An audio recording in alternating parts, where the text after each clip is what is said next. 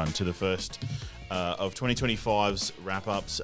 We've had all the sales meetings. I'm here with Craig Sheargold, the man, the myth, the legend. So we'll be able to go through the numbers of how we performed last week, how the market went, just some stuff. This is all new for us, so this will improve as the year goes. But Craig, we'll jump straight into it and talk about the clearance rates and things from last week.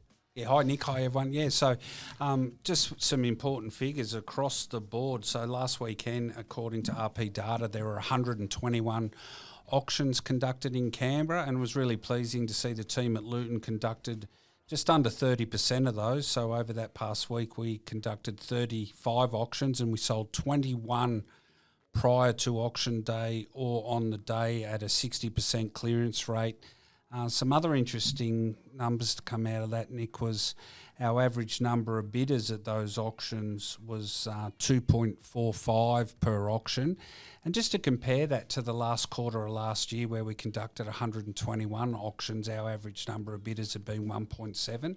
That was a significant increase in the number of bidders at those auctions we conducted last week. It's a big jump, and I think we just talked about it in the sales meeting then about if you're going to present that to a vendor at the moment, it's a pretty good option to go down that path of auctioning the property because, you know, if that's our average, you're getting the odd ones where you would have the single bidder that you're getting a deal done, but you're also a chance to get one with, 3, 4, 5 people. Yeah, great point, Nick. So just out of interest, so the 35 auctions that were in the program, 13 had sold prior, and of the 22 that were actually held on auction day, there were 10 of those auctions had 3 or more registered bidders at the auction, which was something I was really pleased to see. So take that story to the lounge rooms, ladies and gents.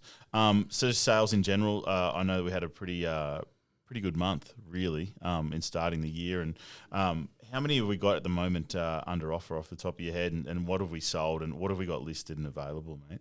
Yeah, so traditionally January is sort of more of a half month, and we've had a great start to the year. So we've exchanged contracts now on just over 40 properties this year, and we've got a further 18 where we've reached agreement between buyer and seller. So they're under offer, haven't technically exchanged, but a really busy start from the sales team. And we're also seeing that when we're doing the sales meetings in what I believe is increased numbers through the open house exhibitions. So really buoyant start. In fact, the best start on all those fronts for at least the last 3 years. That's awesome. And so I think obviously with a really good start to the year, it's probably worthwhile giving some praise. You get to see everyone across the board at the company. Like, who's really doing well at the moment?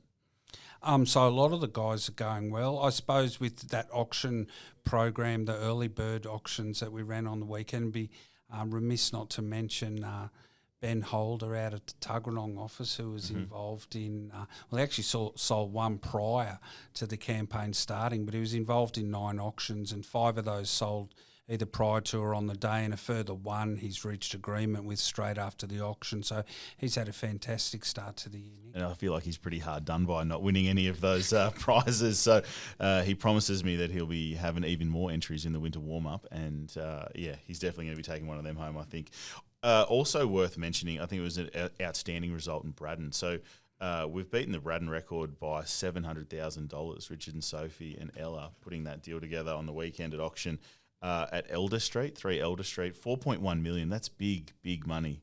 Yeah, in great result, great house. So, what was interesting to me was there was 5 registered bidders at the auction, and there was multiple bidders bidding, and certainly several bidders bidding into the high, the high threes. So, good to see that top end of the market in North Canberra having multiple buyers at that sort of level. So. Certainly I know a lot of potential sellers in that area would have drawn a lot of confidence from that result. Absolutely, and I think just leads us beautifully into this last bit of the discussion. I mean, early in the year, your thoughts on just how the market is travelling? Yeah, well, it's interesting because I know, look, a lot of our sales team were back early and hit the ground running, and so you're never quite sure, are the increased open house numbers and the increased bidder numbers just reflective of the fact that a lot of the other agencies might have been slower out of the block. So I would think it's too early to say.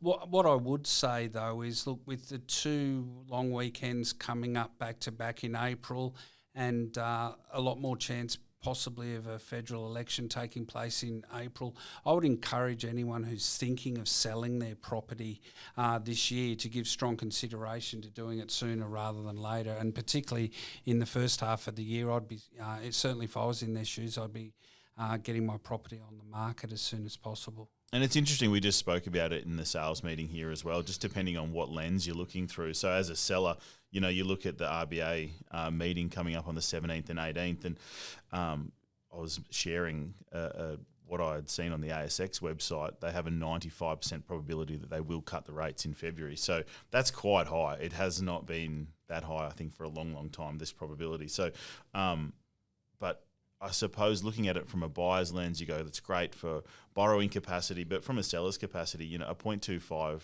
reduction on a $600,000 loan equates to about $92 a fortnight. So I think for those sellers that are thinking, yep, we'll wait for the rate changes and we'll get more money for our house, it's probably not going to happen over these next couple of months. And then, like you said, add in a couple of long weekends and the potential election. There's no smooth sailing coming from a seller's point of view, I think, until the middle of the year, if not later. But from a buyer's point of view, you go, well, we're bottoming out of the market here. If it's a smart time to buy, it's probably in this next little period. So I guess how you look at it is a very interesting sort of proposition. It's a matter, I've heard you say before, looking from both sides of the equation. Certainly from a buyer's point of view, I mean, you only ever sort of really know when the bottom of the market was when you look back 3 months later. And there's certainly been a fair correction priced into, the properties that are selling now. So if I was a buyer and saw the right property, I'd certainly have the confidence to act on that. From the point of view of sellers, I believe there'll be several, probably 0.25 interest rate cuts during the course of the year. I don't necessarily personally hold the opinion that's going to mean prices are going to move up in a quick fashion. I certainly think we'll see a consolidation period where the market will stop easing, as I believe it's done over the last couple of years, or since, in fact, May 22 when there was the first interest rate rise. So I certainly think we're very close to the bottom. How long it will take to turn around and start moving up again, I'm not sure. But from a point of view of those long weekends and the federal election, if I was looking at selling in the first half of the year, I would be moving towards getting my property on the market as soon as I could. Awesome. And I suppose the last little bit, and this is what we want to try and bring to you guys, is some relevant stats. So according to SQM research, it's a 1.2% downwards trend from the 4th of January to the 4th of Feb this year in Canberra. So 1.2% down with average house prices. And last week alone, $10,228. So that's the week on week. So the SQM research website's a great one if you want to try and get some stats to tell a really good story and give some really good advice to your clients. But thank you, Craig. We'll be doing this weekly throughout the year. Availability pending, obviously. And we may get some other guests in as we go along and just try and educate everyone as to what's happening now and I guess things that are really pertinent to the industry. Would love some feedback on this podcast. But thanks so much for your time, Craig. Lovely to be with you, Nick. Thanks, mate.